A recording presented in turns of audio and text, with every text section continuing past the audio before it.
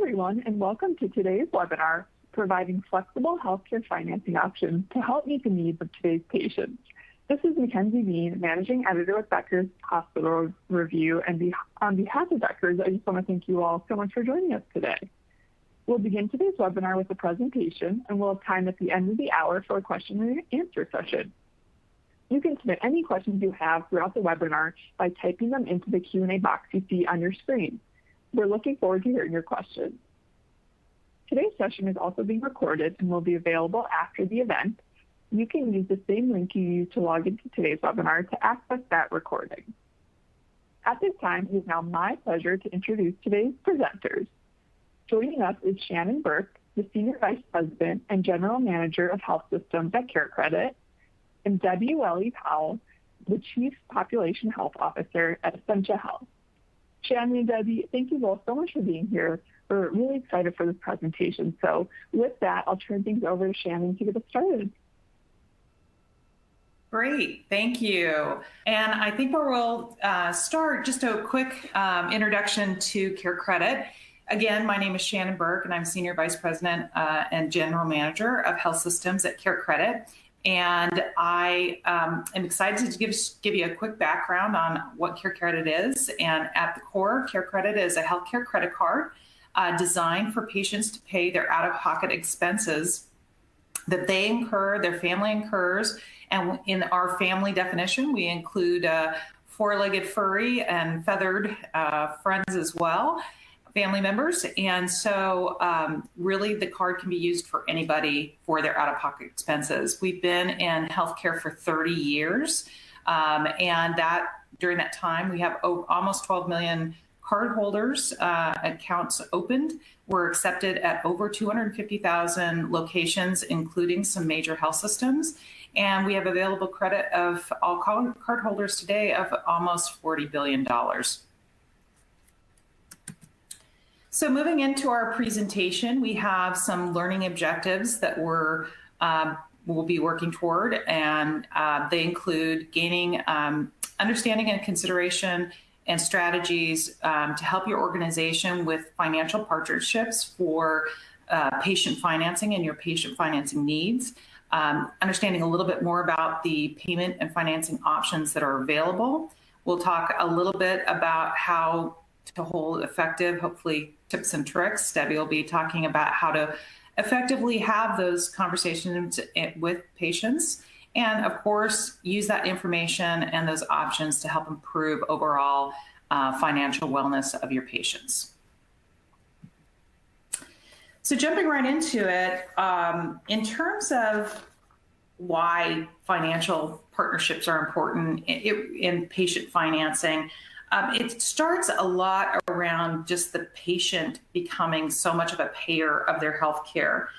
In the end, we are given, certainly we've seen it through COVID and accelerated through COVID, but in the end, patients are experiencing more of the financial burden of the cost of care, and at the end of care, seeing after third party and or if they don't have insurance, those bills are pretty significant. And that has caused patients and in most cases to start to become much more like consumers.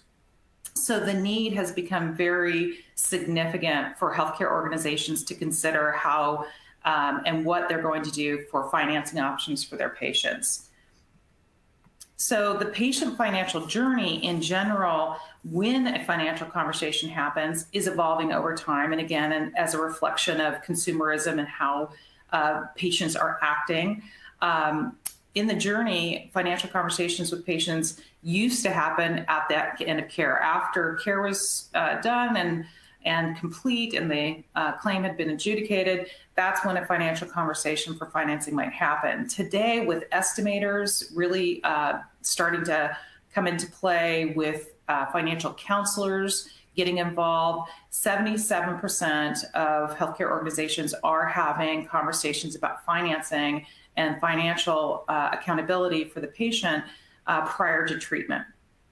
44% are doing it at the point of care, and 46% are following up after treatment with financing information. That said, it's not surprising at all. We see it with many of our organizations. That conversation can happen in all three through the journey. And it now is running much more in parallel with care. Again, it's part of that journey and part of the satisfaction that patients ultimately have with their experience within health systems and healthcare organizations. In terms of what we're seeing of types and comfort level with that conversation of staff, 73%, not a surprise, are very, very comfortable about talking about a credit card as a means for financing. Less than 40% truly financing options, whether that's in-house or third party, and we're going to talk a little bit about those in a minute, feel comfortable having that conversation. And less than 6% are comfortable with a digital P2P type conversation like PayPal. And again, as you're thinking about your financial partnerships and integrating with financial partners, this is one of the areas, both from a discussion of payments as well as a discussion of when and how, that you'll want to look for in your partners is, are they supporting you not only with the programs themselves, but are they supporting you as an organization as you think about how do you want to talk about it? When do you want to talk about it? When might we accept payment for the patient portion of the claim, et cetera? So the financial partner can help in both helping provide tools and education for the comfort of the office staff to talk about things, and again, at new times within that patient journey. The types of financing, again, this certainly is an area as you're thinking about how do you as an organization want to offer patient financing. Many organizations use all three of these or one or more. You certainly heard about in-house financing, which is something that is offered by the healthcare organization. Third-party recourse is payment to the healthcare organization up front. But if those bills are not paid later, the financial burden comes back to the healthcare organization. And the third is non-recourse, which is traditional patient financing, where a third party offers financing and that liability stays with the partner who is the non-recourse patient financing partner. A little bit more information on each of them, and again, just differentiating so that it's real clear. On the in-house, the key there is the cost. Obviously, the risk and the costs associated with the program and collections are all the health systems. They ultimately bear the full risk of collecting. And as you can see, it takes them at least 30 days typically to see any kind of payments. 63% are saying it takes 30 plus days to collect anything on payments post encounter. So those typically, the great news about that is it is certainly fully within the health system's control. The collection rate can be less than what they would like to see. The third, we said recourse, again, how that's funded. It is a third party that comes in and offers financing. The health or care organization receives financing payment on those claims pretty much within days. That said, and again, the cost of collecting and managing the program is not the health system. It would be the third party recourse vendor. And then how the risk works is at the end, if they are uncollectible, they do go back. And so the risk becomes the 100% the health care organization's risk at the end of the day. Recourse, non-recourse is a little bit different than recourse. The key there is around who assumes the risk. Similar to recourse, a third party would offer financing and pay the healthcare organization within days for the claim or the patient portion of the claim. And then over time, the non-recourse partner will do all of the financing, upfront fees, external management, collections, et cetera, cardholder support, et cetera. And then who assumes the risk on that? It is the financing partner. So the non-recourse financing partner assumes the risk. That risk does not come back to the organization as a whole. So when you think through, as I'm sure all of you on this call have, how and why are we looking at it? It really is about finding that partner who can walk that walk with you. What we do see is every healthcare organization is different in how they're handling these things, and the nuances are important. So having a partner who's flexible and can work with you and provides your support internally to your frontline staff for all of those conversations, regardless of when those conversations are happening, are pretty important in terms of a good partner for you. So with that, I'm going to turn it over to Debbie to take you through the patient financial experience. Great, thank you, Shannon, and good to be with everybody today. And I'm excited to talk to you about the whole financial patient experience and how important that is. As many of you may know, as healthcare systems, we have HCAHPS and CGCAHPS, and the patient experience is near and dear to many of us. And even though we have been working on the financial pieces of what does one owe for many, many years, it's still important. And I think that there's been significant change when it comes to this topic around options for financing, as well as even the laws out there are changing that are helping the patient really understand, or helping providers help the patient really understand what they owe. And it reminds me of 20 years ago, I was on a group through HFMA that was called the Patient Friendly Billing Project. And the number one question asked by patients 20 years ago was, what do I owe? And I think that the healthcare system has made great leaps because we've learned from other industries on how to give the patient information to be able to trust the system. And I think it's fascinating. So my points that I'm going to talk to you about today really center around, what does this digital healthcare system look like? What is being supported for us to get the patient to trust us so they will pay their bill and they'll do it in a way that they're comfortable with. And then some suggestions as you contemplate, what does that look like for your system? How you might convert some of this information into surveys to get feedback from your patients in terms of meeting your patients where they are. So we talk about being patient-centric, and the financial experience is no different. It's very patient-centric. So yeah, the healthcare patient is a consumer and has been for decades, and it continues to grow. We'll talk a little bit about the high deductibles today, but patients are consumers, and they're consumers in many different areas, and they're expecting the providers to provide that information to them easily, paperless, in a personalized, seamless, secure, transparent structure. So, and I think COVID even has exacerbated this for us. I mean, we're doing schooling online. We order our food online this last year. Everything has been online. And so I think some of the statistics I'm going to show you are not surprising. And I think they're underestimating just how important this digital online experience is. So I'm going to go through some statistics. So patients want more payment options. We see that all the time. And this is showing that 33% of our patients were happy with current payment options. But when you look at even expanding that age group, people want more. So they're asking us for more options. And because you couldn't go in and make a payment, during COVID, people are becoming more comfortable with the payment online scenario. And I was thinking, as I was going through this presentation today, I don't even remember the last time I wrote a check. I can't remember. I want to do everything online. And so my demands with my provider are the same thing, but I want it to be trustworthy. I want it to be secure. And I want to know that when I pay that bill, it is the right amount that I'm going to pay. There's a law that just was passed January of this year.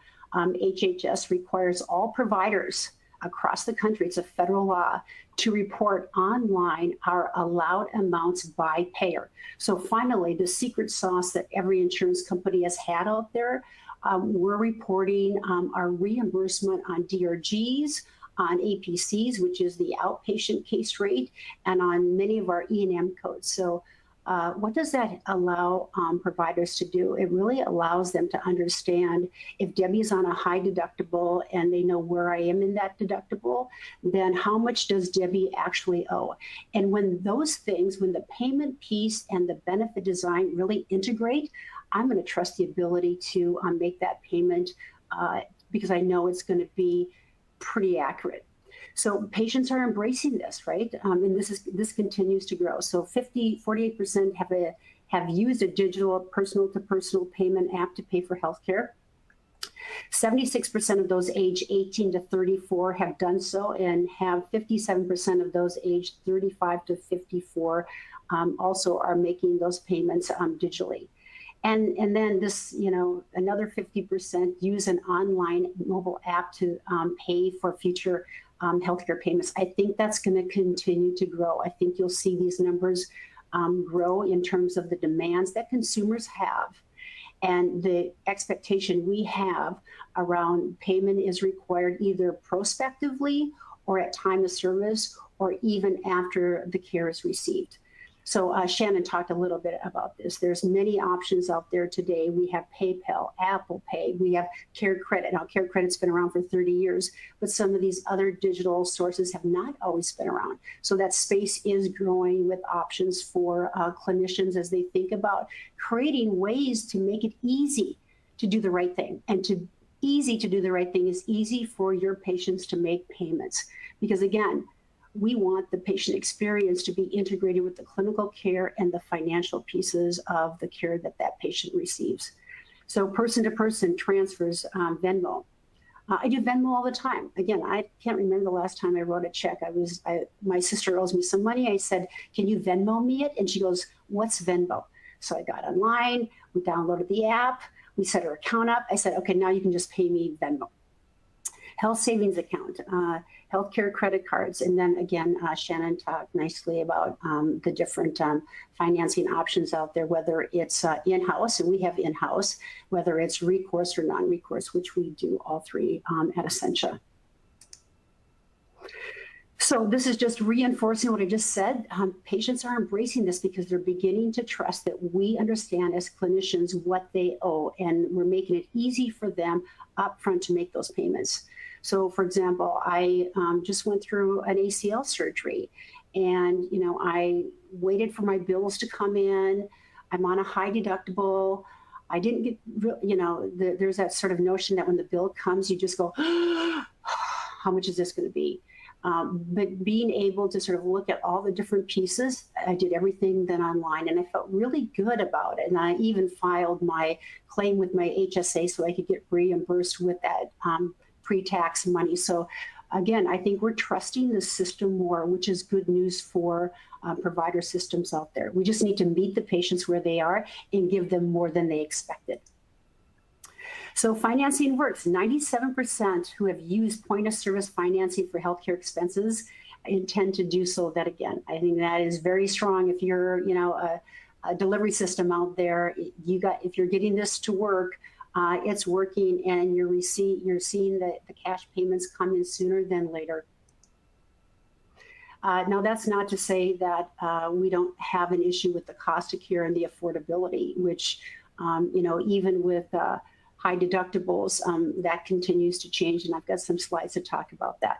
So offering financing over time just makes good sense. So for patients, you can move forward the care and the treatment plan without delay. And we're all coming off of a year of COVID where there were delays. Many of our clinics, our hospitals, our clinics in particular, if they were elective, we were not seeing patients, we were staying home, we were doing our part, we were being healthy. And now we're seeing a significant demand from patients getting in for that preventative care, for that elective care. And so they're thinking now about payment. How do I pay for the care that I need to receive that I foregoed when it was COVID? So these payment plans really offer them flexibility. You can make payments over time, which is wonderful. So I do that. Why not use somebody else's money versus my own? My daughters do that. My daughter had a dental bill. She called me. She said, Mom, what should I do? It's going to cost me $2,800. I said, hey, check with, and I'll just be transparent here, but there's other companies out there. Go to Care Credit. So she got promotional financing. It helped her, get the brace she needed so she could take care of her TMJ. So where, younger people don't necessarily have all that money up front to make those payments. So having a payment plan in that promotional financing, whether it be in-house or somebody else, people need that. And if they need the care, they need to have flexibility in how they make those payments. And then again, it can improve the financial experience, which we're all rated on the financial experience and the overall satisfaction. And for providers, for us, it just offers flexibility. It's not just one size fits all. That's not who our patients are. They're not one size fits all. So for providers, for us, it allows us flexibility and convenience for our patients. Again, meeting them where they're at and where they are financially. It can reduce the time and effort for our whole billing and collection cycle. And it can help improve our patient and staff satisfaction and retention because you're not dealing with angry patients all the time. There's not surprises. So the more proactive, the more options and the more proactive you can be with your patients really helps them through their journey with you, and they're going to stay in your system longer. So it's a real satisfier to be able to offer options to them other than you got to pay at time of service. So just want to move a little bit into the financial conversations that really support financial wellness of your practice with your patients. Yeah, so the impact of rising costs, I was surprised by these percentages. So deductibles have increased 182% since 2006 and have increased 80% in the last, this past decade, since 2010. So today, a high deductible, in 2021, the IRS ruling for an individual, it is for a minimum out-of-pocket for an individual on a high deductible. This is where the patient has skin in the game, is $1,400, and it can be as high as $7,000. So this is all on benefit design that the employer has in designing those benefits for their employees and dependents. For family, the minimum is $2,800. And the max is $14,000. I mean, these are big numbers. These are big numbers. And if you go in for a surgery, you could be at that $7,000, $8,000 very quickly. So who has $7,000, $8,000 just lying around to pay a bill? So having options in paying your bill over time is just, it's so good for your patients and their families. So they can afford other things like rent, or they can afford other things like taking the family to a movie or food. I was also looking at the average cost of insurance in 2021. For an individual, the average cost of insurance monthly is $460 a month. And for a family, it's about $1,200 a month. That's just today's numbers around the cost for insurance. So, there's out-of-pockets deductibles on those numbers. So, I mean, that's $5,500 in just premiums, let alone what those deductibles are. So 73% concerned about being able to pay for that medical bill if they get sick. That's real, because they don't know. So how do you help them understand kind of what their illness is and what that cost of care will be in advance to kind of preload them, then to help them with knowing that they might need that care and then how to finance that care. 53% express stress when receiving an invoice. I just mentioned that, you get that bill and you go, oh my gosh, it's from the anesthesiologist or it's from the emergency department. How am I going to, how much is it going to be and what do I owe? And then 50% feel one sickness away from being in a serious financial trouble. So I also had Googled today and just preparing my comments, almost 67% of the bankruptcies in this country today even are tied to medical bills. So are any of those preventable? Could we do anything better as provider systems in helping our patients either get on an insurance product, get on Medicaid, or even pay the payment on the commercial side? So I think thinking about that is really important as you think about your whole policies and procedures around how you manage the whole revenue cycle process. Yeah, so this is a concern that we have today, right? So people that can't afford health care, they're foregoing important care, especially patients with chronic conditions that need to be on the right meds, or maybe you need to have your ACL repaired or a hip replaced, and you're on an insurance product, and you wait and wait, and sometimes waiting creates new issues, new medical issues for you. So 43% change their behavior based on medical visits and procedures due to the cost, due to affordability. It's still the number one issue in this country is affordability of healthcare. And even the Affordable Care Act didn't remove or reduce significantly the stresses that a member feels when they're paying that out of pocket. So these are real life situations.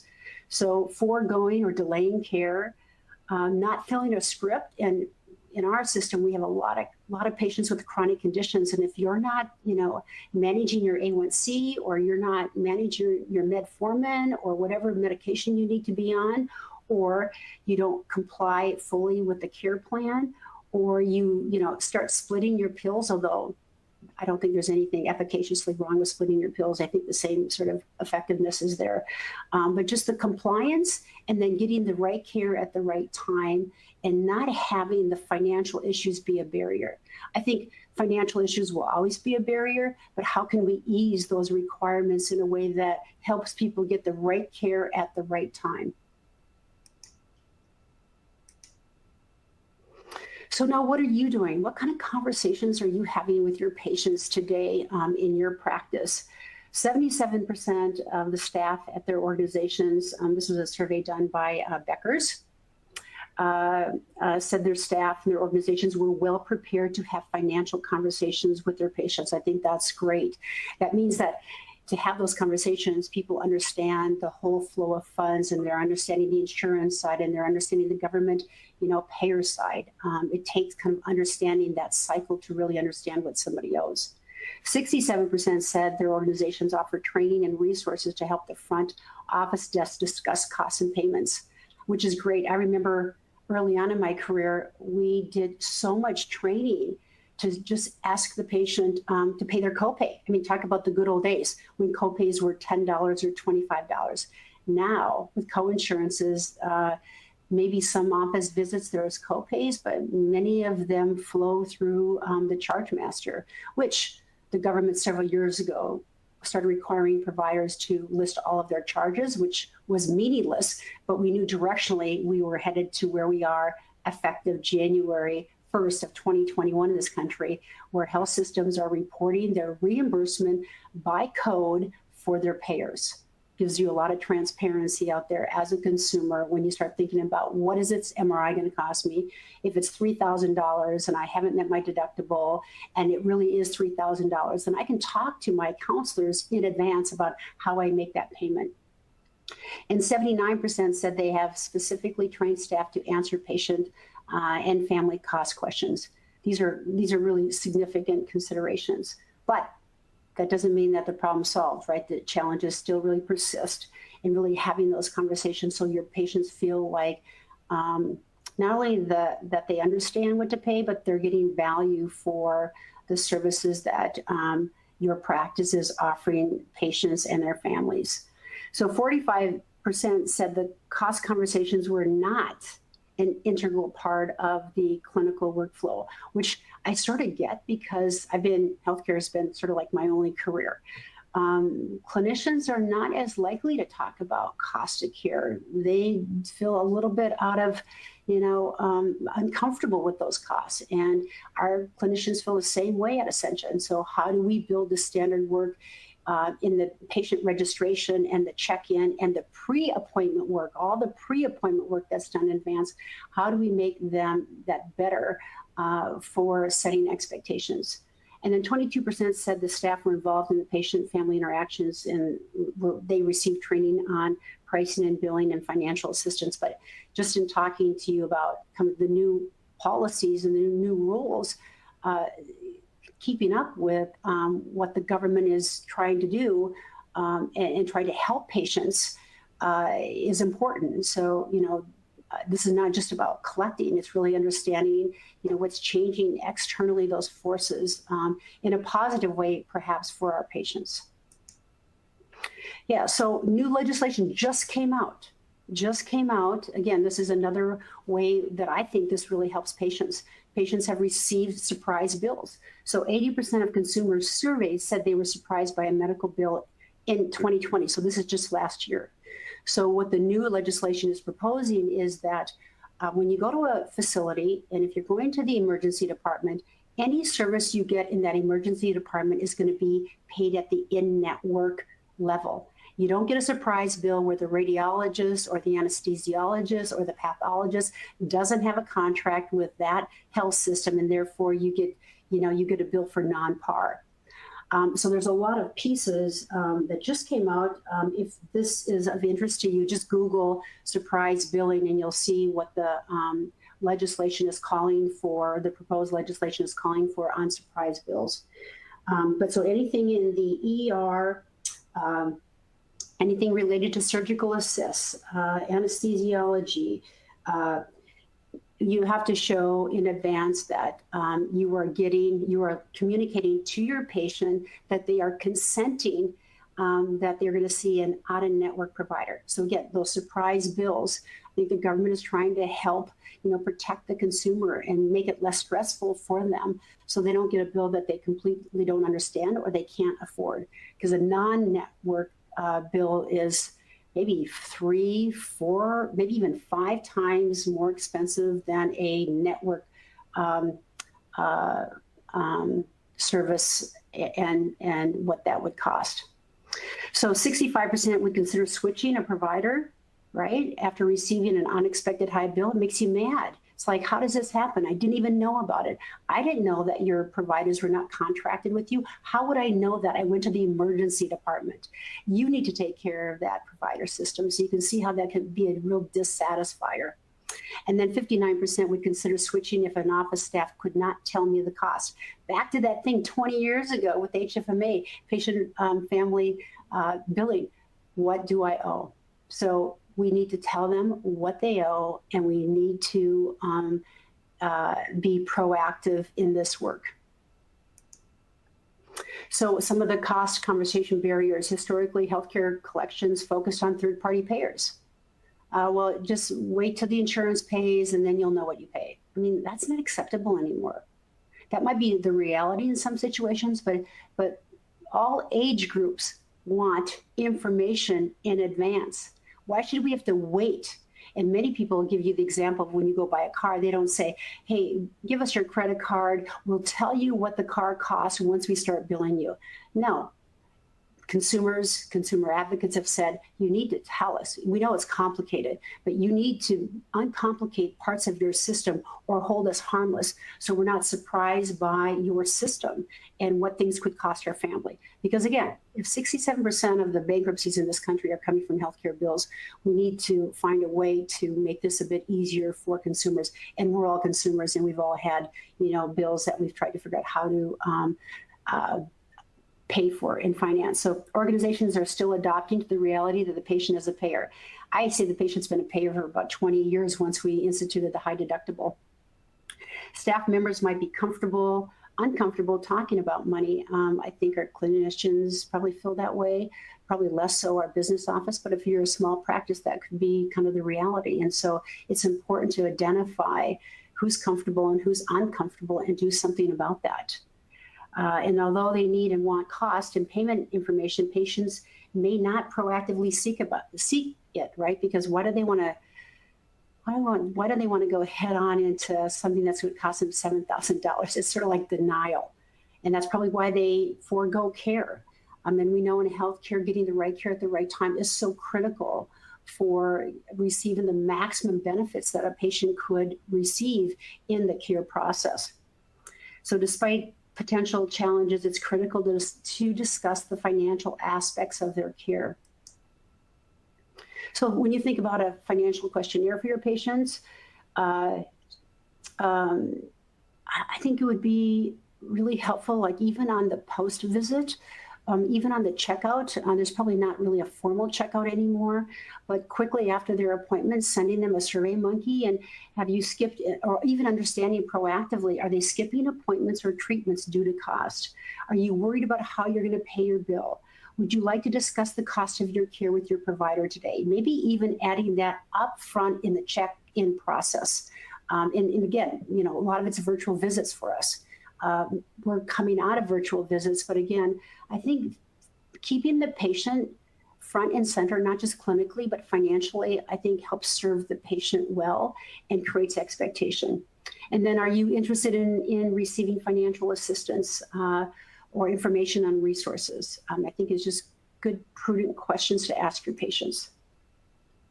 So tailoring those financial conversations are really important. Again, you know, somebody that's a diabetic has different needs than a cancer patient that has different needs than an elective, you know, hip replacement on a 65-year-old or 64-year-old. So not one size fits all. It's really understanding your population. And the more high touch you are with these conversations, the more retained your patients, the more comfortable they will feel in continuing to receive their care from your practice. Because there are options. There are competitive options for our patients out there. Consider both the acute, whether it's the emergency or elective and scheduled.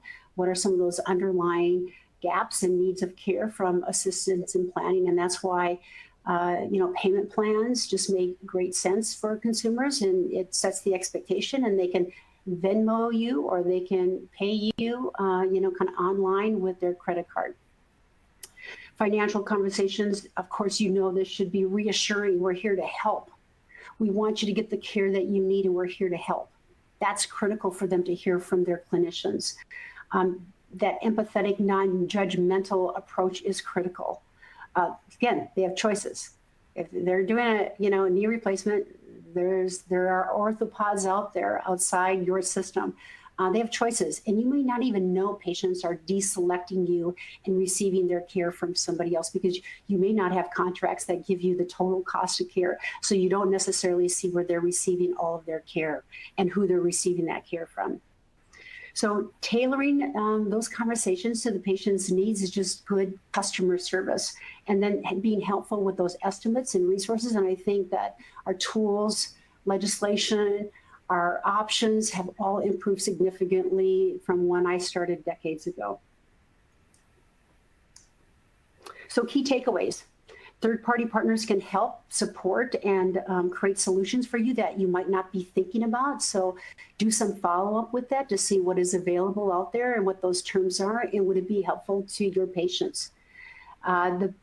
Providing payment and financing options can improve the patient financial experience. Absolutely. And again, CMS is judging us on our satisfaction surveys, and we get dinged financially. Health systems on the hospital side with the HCAHPS get dinged financially if we don't perform at a certain level, which I agree. We shouldn't be paid full price for partial service. And then effective financial conversations can help the patient improve the system's overall financial wellness. Getting that cash up front or creating predictability in that cash helps your financial teams, your CFO, the business office, and just understanding the care that's going to take place and the cash flow and what you can expect over the next period of time. So those financial conversations can be challenging, but if you don't start them, they'll always be challenging. But they're vital to helping your patients feel informed and empowered and enabling them with greater wellness, financial wellness for both their patients and providers. It's when they don't expect something that it just is a dissatisfier. And we all feel the same way, right? Again, those surprise bills or not knowing. Why didn't you just tell me? If you would have told me up front, maybe I would have made different decisions. So you have a choice to be the solution for your patients. So with that, that concludes my formal comments. We'll go ahead and move to Q&A. And I know we've got a little chat box down here with questions coming in. Wonderful. Well, Shannon, Debbie, thank you so much for such an informative presentation. We will now go ahead and start that Q&A session. So for our audience members, please feel free to submit any questions you have for our presenters by typing them into the Q&A box you see on your dashboard, and we'll try to get through as many questions as we have time for. The first question is from an audience member who says, do you believe that payment plans created before service or payment plans created after service are preferable to patients? I can take that one. I think it's I think sometimes you don't know everything that will be done with the patient, but you have you've got a diagnosis, and if the patient's going to receive some elective care, I think having that conversation up front, just think of yourself. What can you tell me up front that helps me trust you? So I think having that understanding up front, and we're getting much better with our, Shannon kind of talked about this, and being on the delivery system side, we spend a lot of time on our pricing center, on our estimator, trying to get to an understanding where the patient is in their deductible with the health plan. We do all of that screening and scrubbing now. So back to that MRI, if Debbie owns $1,000, I want to know that. Tell me that, and then just tell me my options. And you might say, if you're going to own $1,000, then you can pay that over 4 months, 1 month, whatever those options might be. And then I think something could happen, right? So there could be complications with the surgery or follow-up care. So I think the conversation is ongoing. Heidi, so thank you for your question. I think it's a really good question. So it's upfront, prospectively knowing about it, and then really monitoring it through the care journey. So there's not any unexpected types of things. So back to that surprise kind of billing, you want Debbie to come to you and say, what's up with this? I went in for outpatient surgery and I got this bill, and can you help me? I mean, people want patient reps, they want advocates, they want somebody to help them. And those providers that are going to really ultimately win in the clinical and financial game will be those that are high touch and don't just treat you like you're a number in a big system.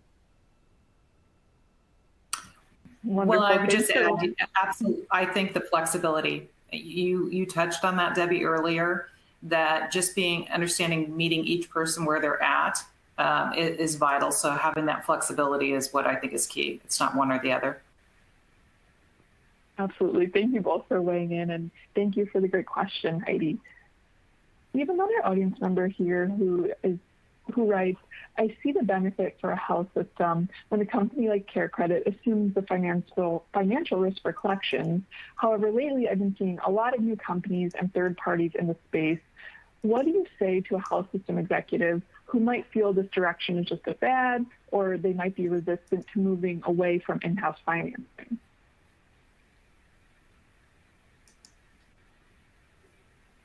Do you want me to take that? Why don't you start, Debbie? Yeah. Yeah. Let's see. I think that, the why, I mean, it's so important to understand the why. If somebody actually thinks this is a fad, I think that you have to meet them where they're at and really show them the numbers. We educate our leaders on the number of patients in our system, and we see 560 million patients a year. The number that are on high deductibles, and the number on high deductibles and what that average out-of-pocket is. So having the intel on what this is, I think, moves somebody from a fad to a reality. And then when you look at the affordability factor, the affordability for healthcare is not decreasing. It's the service that just has not decreased. And so if you were to look at the signs, and this, financial leader, if that's what this was, I think would see that this is not a fad. And so you have to take it seriously. Plus, at the end of the day, this should be high touch customer service. And so, let's just say it was a fad for a year. You still want to meet people where they're at. You still want to create options. The inventions of options is the greatest gift you can give your patients. Yeah, and I think it's, the out-of-pocket, the raise and the data around consistently, the deductibles growing, the out-of-pocket growing, the amount of you pointed out bankruptcy because of healthcare costs, 140 billion in collection agencies today, recently reported in the Times, New York Times from JAMA. And, you know, to think that costs are not accruing and getting larger, it's pretty evident. And I think that really it's an obligation of how do we offer, you know, as much flexibility for patients to pay, to understand their costs and to pay over time, because again, you can't always predict when you're going to need care, but giving them the options and that flexibility. I come back to that again and again. And I think the data is just overwhelming that it's not a fad. It's here to stay, and we need to help patients from a satisfaction and just from a financial wellness perspective have options. Yeah, 51% of Americans are on a high deductible today. You know, it takes 5 data points to make a trend. So you could probably do the math and show somebody that slide. Yeah, I think it's a great point to add. I appreciate you both sharing your thoughts on that question. The next question is from an audience member who writes, we have explored care credit in the past and were told they were unable to work with hospitals. Is that still true? Yeah, it's a great question. We, yes, absolutely can work with hospitals and health systems alike. So from a single doc practice all the way up to the largest health systems and hospitals. Perfect. And Shannon, isn't that new? I mean, isn't that kind of, I mean, before maybe you didn't, but that is new. It's been in the last few years, you've really worked with the health systems to make this happen for their patients. Very intentional. I would say you've done better. Yeah, we have. It's interesting because we've had hospitals and health systems as partners with us for a number of years, but we have recently stepped up to really expanding the offering to point of care and post care for all treatments. So if you have a out-of-pocket expense that a patient has, you can use it for just about anything today. So we have expanded the opportunity certainly over the last 3 years. I think that's very helpful for our audience to know. So thank you, Shannon. The next question is, while I'm in agreement with you that patients benefit when you engage in financial conversations at touch points throughout their experience, how do you handle staff or maybe even providers who may push back against talking about money with patients or view that as a dissatisfier? Yeah, I'll kind of take that one. And I kind of mentioned that a bit in my comments, that our clinicians we're in a bigger system. They don't really want to spend their time with the patient talking about money because it's a 15, 20-minute visit or it's a virtual visit. So we build it into our standard work. So whether it's the pre-reg or check-in, we build that into our standard work. And I think as you create the expectation of why you're doing what you're doing, and then you develop tools in scripting, so the scripting becomes very important. And then I had a statistic on the training your staff to feel really comfortable about whether it's asking for money, setting up payment plans, setting them up to be successful for these conversations are really important. So I get that not every practice might look like a big system, and so your clinicians may have to have those conversations around money. I would say it's the same thing. Build it into your standard work and lay the groundwork, kind of grease the skids, talk about the why. You've got to get your teams to the why. Why are you doing this? Why are you asking for this upfront? And it should be around the patient experience and helping them get the care they need when they need it, not about you need to pay us now. It really has greater benefits, and that's putting, again, the patient at the center of the practice for these financial issues. And so anyone that touches the patient would benefit if they need to have those conversations with, why are we doing this? Why is it important? And to develop your scripting and then training and then monitoring it. That, you know, again, even a post survey around their experiences clinically as well as financially. Did you have any issues? Did we meet your needs? Did we talk to you about it? I think keeps you so connected to your practice. You'll see your practice grow, because your patient will really feel like, well, this is tough anyway, but they seem to care about my issues and helping me solve my issues. I'm still going to pay the $3,000 for that MRI. And I probably need the MRI because I probably have a torn ACL, but they're helping me get the care I need, and they're helping me pay for it. And a good financial partner will help you with that. I mean, will absolutely provide and support you in that process. Absolutely. Thank you both again for weighing in there. The next question is, in-house payment plans have been the norm for hospitals and health systems for a while.